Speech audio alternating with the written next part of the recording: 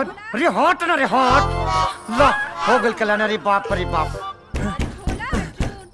कहत रहनी कि सेक्सी गाना मत गा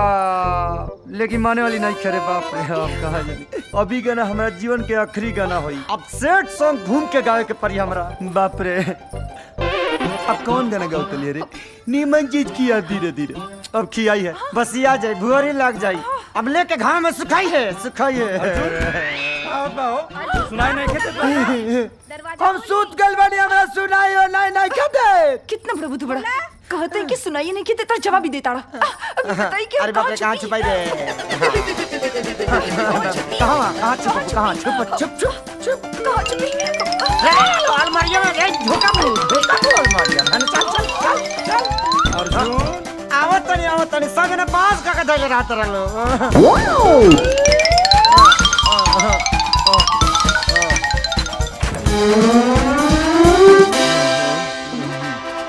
अर्जुन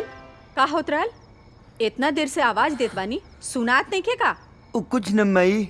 रियाज करे तनी न ढेर दिन से गावल छूट कर लनु हमार रियाज उहो इतना रात में और मेल फीमेल दोनों आवाज में हाँ तो आजकल एगो आवाज से धर्म करम कहाँ चलत आवे जे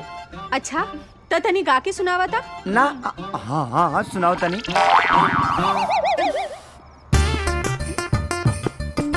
रेडी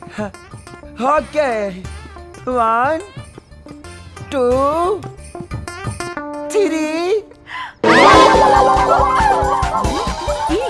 यहाँ कैसे